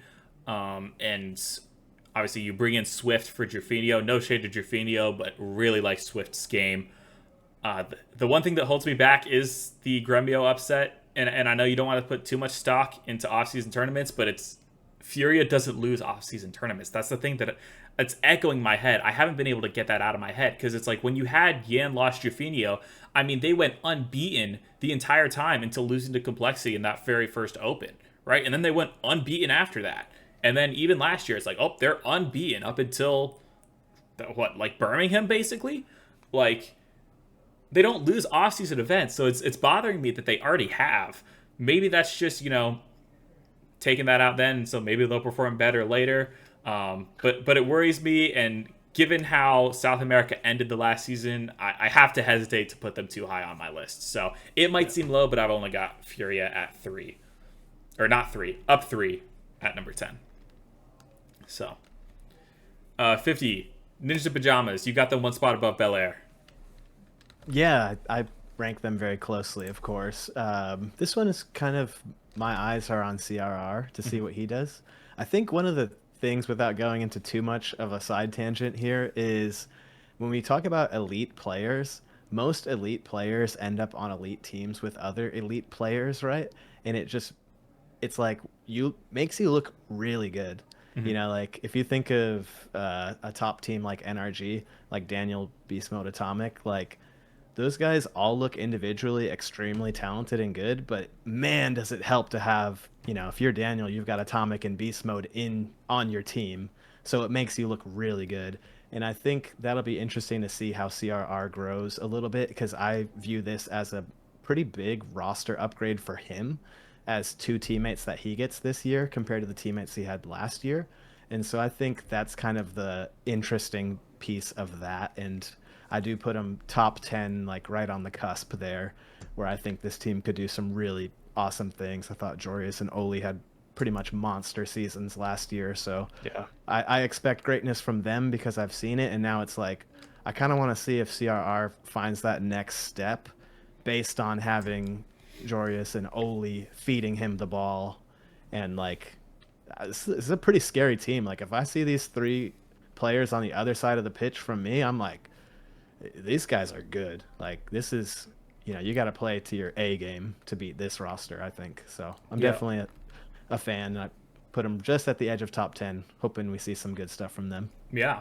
I'll go ahead and continue the conversation with my 9th pick in Ninja Pajamas. I got them here. Heard many times, CRR was not the problem with Complexity. I'm going to believe that narrative. I can definitely see it. And he joins 2 players that made LAN finals last year, in Jorius and Oli. Like, and I know they're normally the more slept-on players of their team. You have apparently Jack, who, content and is a very solid player on the pitch, even regards for the content. And then also Stizzy. It's like Jorius is the one who flies under the radar there, right? Oli, if you're teamed with Archie and Joyo, you're normally going to be the one to fly under the radar. That being said, 2 very solid players that when they're playing their best, obviously can be making LAN finals. Joined by CRR, like, yeah, I think it's right to be terrified at points, Like, this is a good squad. And there's a reason I have them above my 3rd team in North America. It's because, like, you're not convinced, like, yes, Chronic made a LAN final, but you're not convincing me just yet. Diaz and Reveal, like, you haven't made a top 4 yet. These 2 were, both made, I think can't say top 4 multiple times because I think Shori has only made it once in Raleigh. But this is so much LAN experience on the squad, and even if they're outside of the top 4 in Europe, if Europe gets that spot, oh boy, North America better look out, because if Ninja Pajamas is making LANs, I'm so terrified of going up against them, with the exception of the top 2 teams in North America, right? This is a good squad. I've got them at 9, and I don't think they're too far behind that top 4 either. They can definitely be making swings. Excited to see. I know, I think Belleair touched on it earlier, where it's like some players have tried to team up and haven't quite gotten it done until this season. I know like Jorius and Oli were the duo that came to mind there. Obviously both Dutch teaming for FIFA E with Mike Boy. But I think it's like been multiple off seasons now where they've tried to team up and it hasn't quite gone through. This time they actually get a stick, they get an org. Curious to see what they end up cooking up together. So, all right. And then we're all pretty close on them. Yeah. We're also pretty close. We're pretty close on them and this team. And Furia, yeah. Belleair, you want to talk to me about them? How are you feeling? You got them just above me at 9. I'm actually surprised this is as close as it is. Me too. Anything last season stunk. outside of the beginning of it, where it just I think the repetition of the Furia model got to a point where it got pretty easy to know what was coming, where they're going to dominate domestically. They're going to grind the twos leaderboard really, really, really hard before events. They're going to run through the Swiss, and then once they get to a best of seven, they're kind of going to get caught. And we just kind of saw that consistently. And there was something going on with that team. Like they looked like a shell of themselves to end the season. I think they kind of were wanting it to be over. It was the NBA equivalent of like a 1-2-3 Cancun kind of team. Yeah. Like they were like, let's just like get this over with. And I think that Swift breathes fresh life in. Bruno is a nice addition here too. He kind of has that connective tissue to Swift to kind of integrate in there. I kind of looked at that the Gremio series that we're talking about here is like growing pains because this team has kind of just been the same thing for many, many seasons. So we're seeing a new version of them here, and I think they're going to be back to that international dangerous level we've seen them at in seasons past. Yeah. Extremely well said. No notes. Thank you. All right. Thank you very much. All right. So doing the math, I'm pretty sure we all have the same teams in the top 8. Maybe not the same order, obviously, but I'm pretty sure there's no one that I'm missing. Like every team we've actually all 3 talked about, or it's a team like Game Word where I'm assuming 50 that you don't have them in your top 8. So with that being said, let's cross the barrier into that top 8. Who have we got? Geeky, Shopify, Vitality. Oh, wow. Who do we want to talk about first here? 3 monsters of a team to talk about. Yeah, right? no kidding. Yeah. Let's start with the team that we've seen the most of. Let's go with Team Vitality. 50, go for it. Yeah. So Zen's on this team, so it's pretty much instant top 10 no matter what. Yep. But I think this is gonna be an interesting one. We saw a little bit of peakiness, which is what I would kind of expect from the roster that they assembled, where it's like, wow, this team is lightning on one day and just like not able to find anything quite on the next day. So hoping, they can get that kind of tied together with coaching to raise their floor. But I think this is a team where you could see some really elite days. And if they peak on Sunday, it might be a bad day for everybody else in some of these competitions in the opens and in the lands. So I do have them a step behind a couple of the other EU teams, as you can probably guess based on my list. So a little bit of a prove it year for Zen, honestly. Maybe that's a controversial take. But I feel like we know he's good. I think he's number 1 at 2v2 right now on the MMR leaderboards. Yeah, he can play 2v2. We need to keep seeing that 3v3 prowess that he showed us. Not so much last season, but I think he did upgrade his teammates at least a little bit. So that I think I'm hopeful for them. I'm assuming you guys have these guys a little bit higher than me. I'd be surprised if anyone. Yeah, I would be surprised if anyone had him like top 4 right now. I could see an argument for 5 based on some historicals and some hopium, but I'm not seeing any arguments to put him top 5 yet. All right, that's fair. I'll leave the where exactly they place a little bit for later, but I'll talk about the team in Europe that we haven't gotten to see as much of. Geeky, I think you've assembled a really solid squad here with Joyo, apparently Jack Seiko. It almost feels like a leftover squad as well, right? Where it's like, okay, Vitality gets their Stizzy, Carmine Core, I don't think they wanted to drop Drolly, but they obviously picked up Juicy really quickly. And then Gentlemates, also really solid squad there. And this is kind of like, okay, these are the pieces that are left that just make sense to assemble here at this point. That being said, we've seen a leftover squad win a major from Europe before with Gentlemates in 2024, right? So still a very lethal squad, and I don't want to be underrating them in any sense of the word. So I'm curious to see how they look on the pitch. Joyo and apparently Jack teaming up with Archie for the FIFA E didn't have the best online portion of that. I mean, sure, they qualify for the LAN pretty easily, but then they run into Germany, and I'd say that's a pretty big upset to lose to, what is it, a Catalysm, Tox, and Raziers. So curious to see what they do on that LAN, but I guess we'll see them on the RLCS pitch sooner than that. So they've got some questions that they can answer, but I don't think it's going to be impossible for them to answer.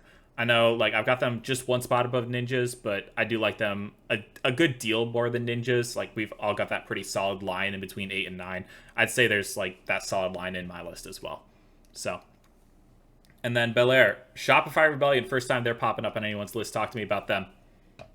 You guys know that SpongeBob meme of Squidward looking out the window as SpongeBob and Patrick kind of frolic around? It's weird to see all this Shopify content of First Killer, Kofor, and Violent Panda. All like, yeah, LJ's just sitting at home grinding twos, I guess. I don't know. I think there's some. I think the off season was weird for this team, and I'm surprised that First Killer and LJ are running it back. I don't know, just weird vibes for me, and I think Europe's way better than North America. I think you could slice this 8 through 4 however you want, and I would be understanding of it. I think that Europe is way deeper, and I like those teams more than this one. All right. Let's see. Do we have them pop up at 7? No, we got Double Geeky and Twisted, though. I feel like I've done this pattern where we've talked about the odd team out. And so I guess I'm talking about Twisted Minds first. I'm the first one to have them on my board. And honestly, like, I kind of feel bad having them this low. This is a super team, especially for what you would expect the second seed out of MENA to be. Oh my gosh. Nobu, TRK, come on. Monkey Moon, like, okay, right? Great squad. Monkey Moon was definitely the leftover piece from Vitality. And so I know there's like, oh my gosh, the GOAT goes to MENA talks. But it's also like, okay, but he didn't have the best last season. And so I don't think this is like a retirement. Like, you know, this isn't the Cristiano Ronaldo going to Al Nassr. Or he's at Al Nassr, right? Yeah. It's not him going to Al Nassr, collecting a massive paycheck, and then just like farming goals to keep trying to say that he's the GOAT in that whole debate, right? This is like still like Monkey Moon still has it in the tank, but it's not like Monkey Moon of 2 years ago when he's winning worlds and challenging at the top as much. I feel bad having them this low. I've got definitely a couple teams above them that we've been able to see more. They have plenty of room to move up, and if they actually show like they're really challenging Falcons, I'm sure they will move up, but I'm a little bit hesitant just for now. At least, I mean, I know I guess it's just 1/4 because technically they got a new coach too, so it's literally only Nobu that has this +5 attached to him, but it's still a very fast move upwards just based on the off season, and would not be surprised to see that go higher. So, 50, I'm going to come to you first because I remember watching your very preseason top 20, and you had Geek as the highest team out of Europe. You've got them dropping a few spots here. Talk to me about that. That was my initial hot take, was that this was going to be the #1 team in EU. And, I love that take. That was something. Some of these French teams, because I was kind of looking at the French scene. I was like, you know, this isn't giving me a lot of inspiration that we're going to see, you know, France dominate the EU, you know, 3 out of the 4 slots or something like that.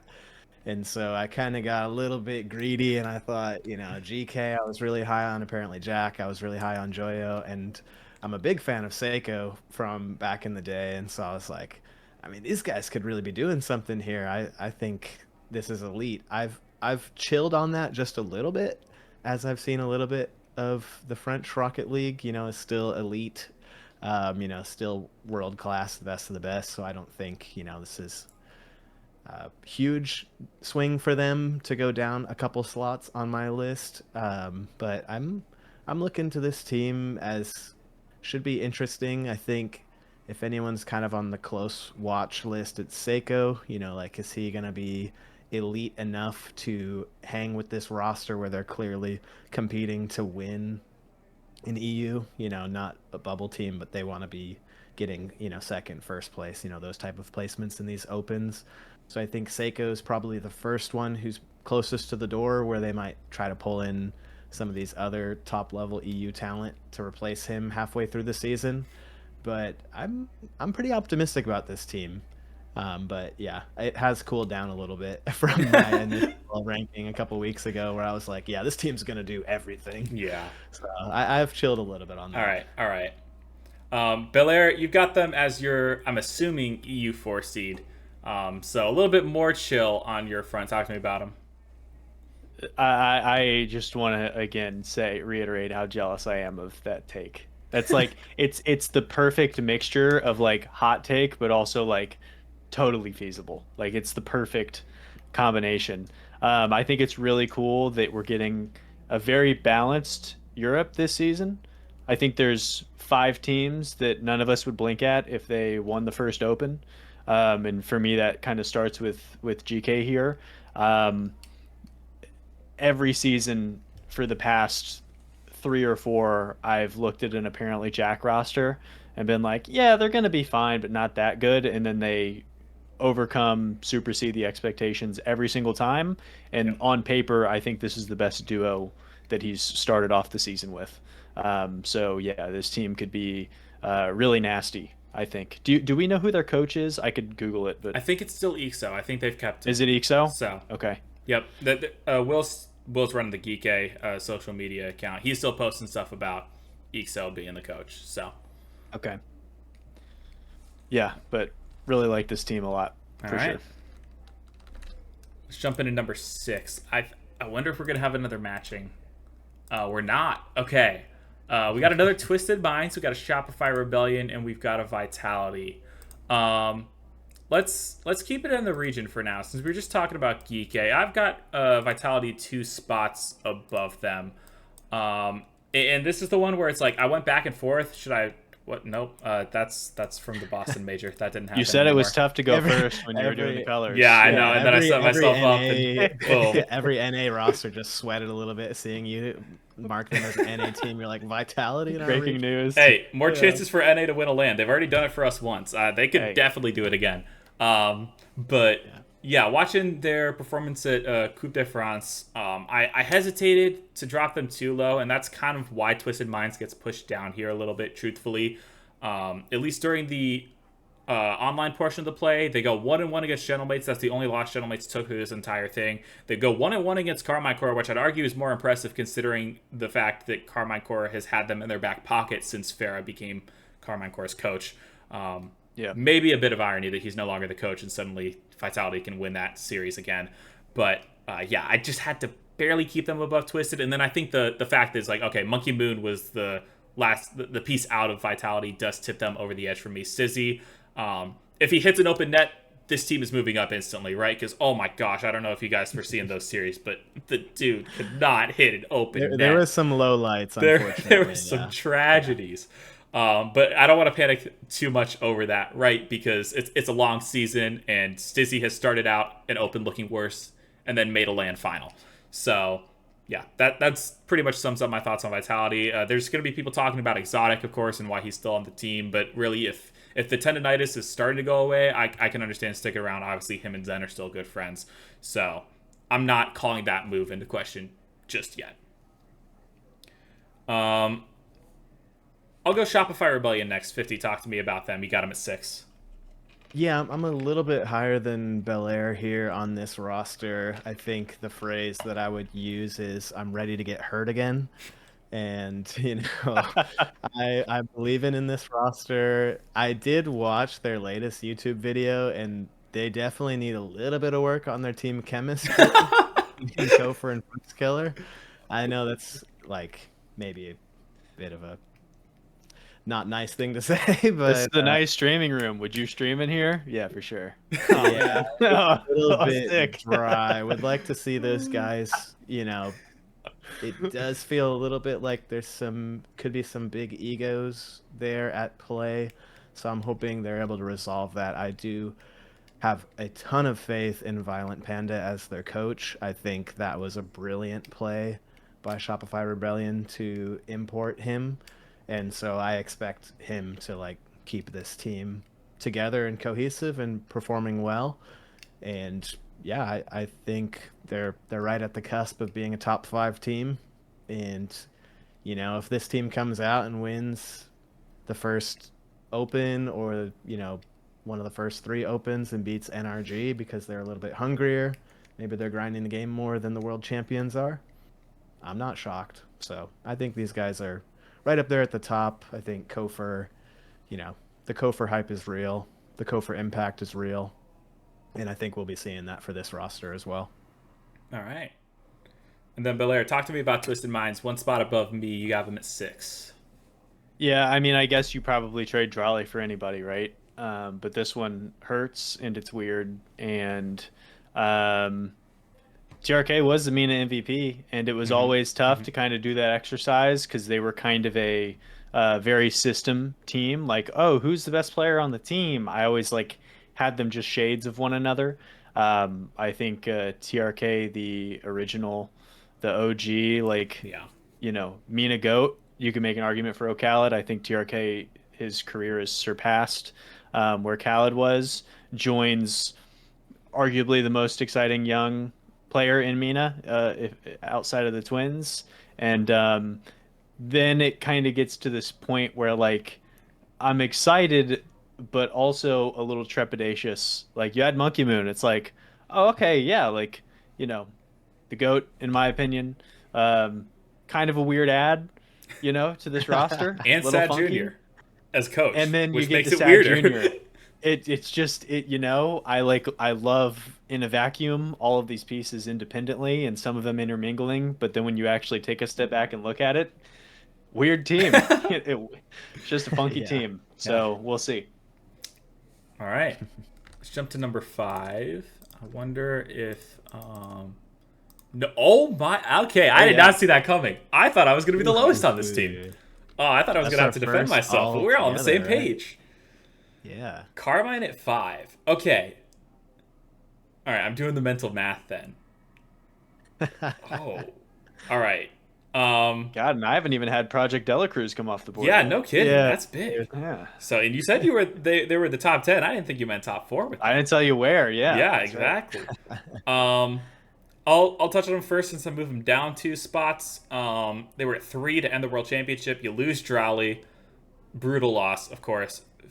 Very fast to pick up Juicy, right? And I know Chalkcast was talking about how it's because it's so fast, I'm not too worried about them. Yada yada. We're still gonna have them S tier. That was before the Coupe de France results came in. To be fair to them, but 7-3 and losing to Vitality for the first time and losing to Gentleman's twice is not something I'm impressed with. You make some amends by beating Vitality on land, sure, but then the final, you go 2-0 up. I feel like you got to close that series out. I'm excited for the prospect of Extra as a coach, but I feel like you have to call timeout after that game 4 when you get a 2-goal comeback, lose that, or you were up by 2 in game 4 to go up 3-1. Gentleman comes back, wins the game 3-2, ties the series 2-2. I'm shocked there's no timeout call there. And I think he ends up calling it after game 3 instead. They lose the series 4-2. And so there's definitely some question marks, and there's going to be not as much of a period of dominance. They're going to see a step back, in my opinion. But you still got to have them top 5. I couldn't jump Vitality above them just yet. Speaking of, I'll just go ahead and go to Belleair, who's got Carmine Core at 5, and assuming Vitality is in the list and not De La Cruz, you've got them just a little bit below Vitality. I was really impressed by Catalysm, I gotta say. So that's fair. That's fair. Yeah, anything is a downgrade, and Juicy is definitely that. He is the European LJ, where I still don't think that he's won a domestic event. Correct. Yeah. Only a major MVP to his belt. Insane.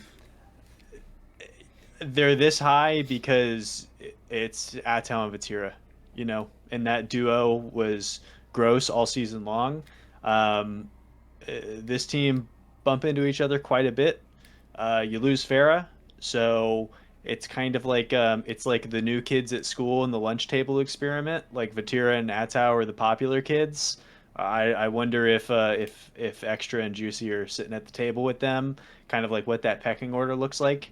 Does Extra have the same respect as a coach that Farah does? Is the system going to be different? Does Juicy feel a lot of pressure because he has to try and meet these impossible expectations on a team that's going to leave him defensively as the third quite a bit. I don't know. There's a lot of moving pieces. I could see them figure it out, but I could also see this be a team that takes a step down. All right. And then 50, you want to close us out on K-Core? Honestly, great points across the board. I would just kind of reiterate that I do think, Farah being promoted within Carmine Corps and going on to be like the coach of the coaches is my understanding of his role. Feels like a big loss for this RLCS team to me. Like Farah, I think to me is probably the best coach in the game. And so it feels like a loss for this guy to be promoted. I wish all the best for him, but that's a bit of a question mark for me. Extra will do great things, but yeah, I think we got a little taste of what this team can do. They come out and win Open 1. They come out and win that first LAN event to secure the 5th spot for EU. None of us are surprised here on this call. Yeah. So yeah, we expect greatness from this team. Yep. And to inject a little bit of hope, if you want, if there's anyone who's going to coach the coach, you would want Farah to coach Extra on how to coach. Those are two great minds, and if Farah can get across what he was implementing to Extra and he's able to then implement that, it might take some time, but I don't know if you skip a beat super long term. So, yeah. Let's get to number 4. I'm curious to see how this stacks up. Okay, we got double Gentlemates and Vitality. We got to go with the odd man out. Belleair, talk to me about Vitality. Our third sandwich. Third sandwich. Top 20. We like sandwiches here. Yeah, maybe I'm just hungry. Maybe that's what it is. Can I hit you guys with some real quick couple stats? Yeah. So, World Championship, the most back player in the entire event, Zen. / online Coup de France, most back player, Stizzy. It's not a new role for him. Him and Jorius both played pretty far back, but Jorius was definitely the defensive anchor. So it's a new kind of situation for Stizzy, but it's not something he's unfamiliar with. At / Exotic and Zen, both top 4 in time spent forward. Slow speed, Exotic and Stizzy, both top 6. So this is a team, all of that to say, that is predicated around just MVP season for Zen. I think he's going to have all the boost he ever wants. He's going to be on the ball. He's going to be upfield as much as he wants. Stizzy as a finisher, like you guys said, little room to grow there. Big first event. Maybe he's a little nervous. Exotic, got to shake off the rust a little bit here. But as far as the counting stats go, this team was elite offensively in that event. They were the only team putting up more than 10 shots per game. The demo numbers are way up. This team is fast, aggressive. They will pin you down in the offensive end. I get that they had some losses, but I would not be surprised at all if out of any of the teams, I could see this end up being like a true demon in Europe. The only exception is the team that we have left, who we're going to talk about here in a second. Yeah, and I'll let 50 go ahead and kick us off for the Gentlemates. Coming off a Coup de France win, how are you feeling about them? Yeah, exactly. I actually had Carmine Corps ahead of these guys on my list, and then they won. And by my logic, if you beat a team, you're better than that team. Yeah, I see the vision. I switched them around here. AP I think I literally flipped them one spot, so it's not like any of them moved way up or moved way down. But I think this is a really cool roster. It's almost like a fan favorite roster. Like all these players are kind of adored in their own way. And so I think it's a fun team to cheer for. I believe this team will do well under the bright lights. I think there is a little bit of some uncertainty I can put on that, where maybe this isn't the LAN Rockstar team, but could be the Open 1 through 3 Rockstar team. So maybe put a little shade on them there, but yeah, I have them as the top team in EU for my list. So all right. I believe in them. Yeah, I do as well. I'll go ahead and say that. I was really impressed with their Coup de France run. I mean, 11-1. It took a reverse sweep over Carmine Corps the first time, but you still get it done. And then you beat them again, and then you beat them on LAN. Like, you got to put the respect there. If you beat them 3 times, like, I have a very hard time being like, well, Carmine Corps is normally better, so I'm going to rank them higher.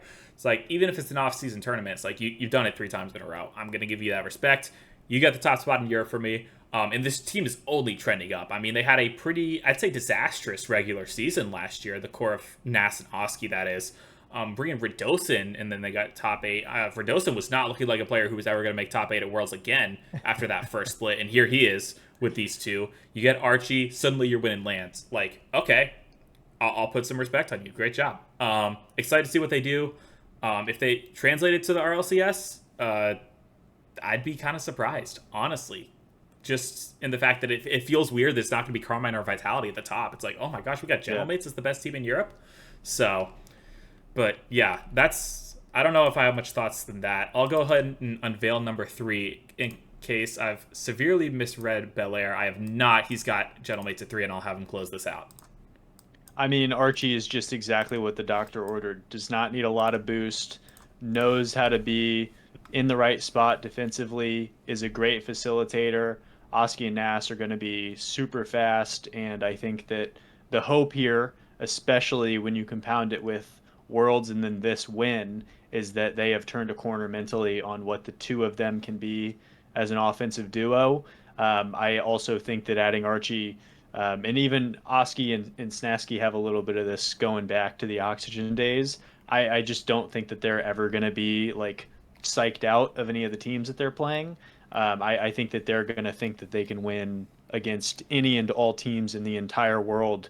And there's definitely a future here where we wake up in 6 months and we're like, I mean, is Nas the best player in the world? I don't know that I would choose him over a couple other names, but I'm saying, you know, there is a possibility where Nas is kind of that dude. So yeah, this team is off to the races right away. You just hope they don't peak too early, I guess. Yeah. All right. I know I've been acting all normal, but if anyone's watching, they're probably losing their minds. Belleair, I'll let you pick. Who's got the hotter take at number 3 here? And they'll talk first. This really is incredible. I think, to be honest with you, for me, maybe it's just based on my rankings, but for me, it's Shopify. Okay. Just because Twisted Minds, you know, you can see it. There's some names there. You can see it. Yeah. Yeah. And I've known that I was gonna do this for like almost a month now, and I've been so excited to actually talk about it because to me, the way that the postseason rankings stacked up, I had Ultimates pretty cleanly at 4. I was confident in them being, I think the aggregate had Geeky above them, but it's like Ultimates took care of business and beat Geeky 3-0 at the World Championship. And so even though they didn't make the top 4, they were the better team in my book for that. In terms of how that season ended, you had a really bad day in Raleigh, right? And truthfully, I think I don't want to just chalk it up to only this, but I think that Gentlemates series broke them, specifically the game 3, where they lose it in regulation after having a 2-0 lead with 9 seconds left. I think that just ruined their entire day, right? EWC, you lose to 2 out of 3 of the best teams of that tournament in Falcons and Geeky, right? Come Worlds, you beat Carmine Core in groups. Obviously, you lose to them in playoffs. You play NRG pretty close. You've got a good squad. You've got a talented team. Very close. And we see Carmine Core downgrade. No offense to Juicy, but it's Drawley. It's a downgrade. And you see Shopify Rebellion arguably upgrade, bringing in Kofor for Chronic. And so that's kind of the defense. Like, 50, you said you were ready to get hurt again. I'm clearly ready to get hurt again. I'm so high on this roster. And I've got them over every single European team, which is so going to bite me in the behind by the end of this season. Oh my gosh, you do. But like, look at you. Based on the logic that I use for these rankings, it's like, how can I not? Shopify at 3. Bring it on. Man, NA's back. Baby. NA's so back. I'll start it, dude, and I'll probably be the only one, but we're here. So, all right, 50. You go ahead on Twisted Minds. I feel like this is less hot of a take for sure, but you've got them at number 3. Yeah, I definitely have them higher than I think most people would. I have this idea that with Nobu and TRK, you could have like a sack of potatoes as the third man, and this roster would still be elite. Dang. So I think 50 you're not getting a sack of potatoes. You're getting Monkey Moon. And not to say he's the Sack potatoes. Hold on. That's not the point I'm trying to make here. That's the aggregate take from this. Yeah. That's Yep. the quote. Yeah, That's what I'm taking That's away. a sack of potatoes. Yeah. No. Don't clip just that part. But I'm definitely a believer in this team. I honestly thinking this team has a good look at Mina #1 seed. I really do. So I think this team could find some magic. I don't know what Sad Junior's got planned for these guys, so I'm intrigued by that. And I choose optimism, hoping that these guys figure it out. But I think, to me, Nobu kind of had the breakout year of all the players last year in RLCS, if I had to just pick one. And so I think I'm going to stick with that and say, yeah, this guy's the real deal. Any team he's on is going to be elite. Yeah. Yep. I mean, I mentioned they got room to move up. Clearly, you've already got them there. Wouldn't surprise me if they end up at 3 at some point during this season on my rankings. Since we're a little bit pressed for time, I'm going to go 1 and 2 at the same time for all of us. It's pretty obvious who our 2 teams are here. We're still missing Falcons and NRG. And really, I think the main question comes down to, do you value the roster move and are you trying to pre-jump? Because 50, I guess, I don't know if I saw your post-Worlds top 20, but I'm assuming you had energy at 1. I know Belleair and I both did as well. Yes. And so it's, does the roster move actually move the needle? We're going to get the 3 of us going one way or another, right? Because it's at least going to be 2-1, if not 3-0. Let's see what we got. I am the odd one out. I knew you'd do it. All right. I guess since we've continued the trend, I gotta be the one to defend it, right? I'm not gonna just sit here and be like, oh, the whole world championship, normally you decrease and suddenly I'm pre-jumping that. Really, it's just kind of a reaction to, and I know we haven't seen these teams in the offseason lands, right? But it's almost a reaction to, we see this happen every time, where it's like one team will make a move and make the jump. And, I made the mistake last year of still having Vitality over Carmine Core, and then we saw how that panned out, right? I'm pretty sure the year before that, even though it wasn't like as public of a rankings, I made the mistake of having, what would it have been? Like, I guess it would have been Vitality, right? It would have been Vitality above Carmine Core, and we saw how that worked out, right? I didn't realize it was the same thing in a row, because it was Vitality, but it was XBDS. But I made that mistake a couple times where it's like, okay, defending world champions, they're doing great, and it's not like I think they're going to decrease in skill. It's just I think Falcons have made that move. If it works, they've obviously moved the needle. You guys are a little bit more hesitant on it. And I'll start with 50 because you were saying you think that Twisted Minds has a chance of upsetting Team Falcons to take that Mito #1 spot. Is there anything you're worried about with Falcons, or is this still a pretty solid gap in between 2 and 3 for you? I think there's definitely a chemistry question when it comes to this roster and just, how does Drowley fit into this plan? When I think of Drowley and TRK, I don't really consider them the same play style. I guess it'd be hard to pin down exactly, this guy plays this way, this guy plays that way. But it does feel like whoever ends up on this team as the third has to integrate well with the Twinergy of, Roas and Clears. Mm-hmm. So there's a little bit of a let's see it for me.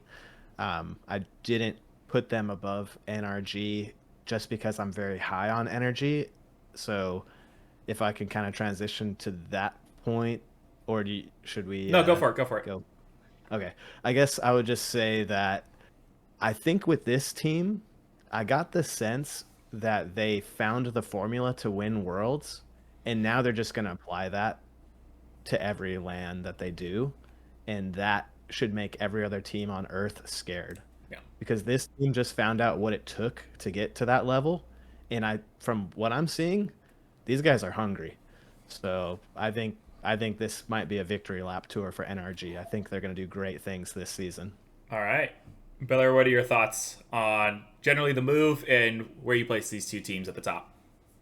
I guess I'll just yes and pick up where 50 left off, because I feel like NRG has always been around. Even when we were disappointed in them, generally speaking, earlier in the season, they were still pulling off top 4s, and they just cooked the Falcons to end the season. Other little breadcrumbs, like I feel like Daniel's always kind of been floated around. It's like, oh, he's definitely one of the best players. He feels pretty decidedly like a top, if you have him outside of the top 5, people kind of look at you sideways like you're trying to get some buzz. He's obviously that guy. And another little thing, like Beast Mode getting asked the question in his Q&A, like, what do you think about this team? He just immediately was like, we're going to be sticking for a while. Like, it doesn't seem like there's any lingering, like, oh, maybe there's an atomic switch or whatever. I think that they're just going to beat the snot out of North America and just roll into these events with Europe completely throwing themselves out of whack here and, rearranging everything. There's question marks there.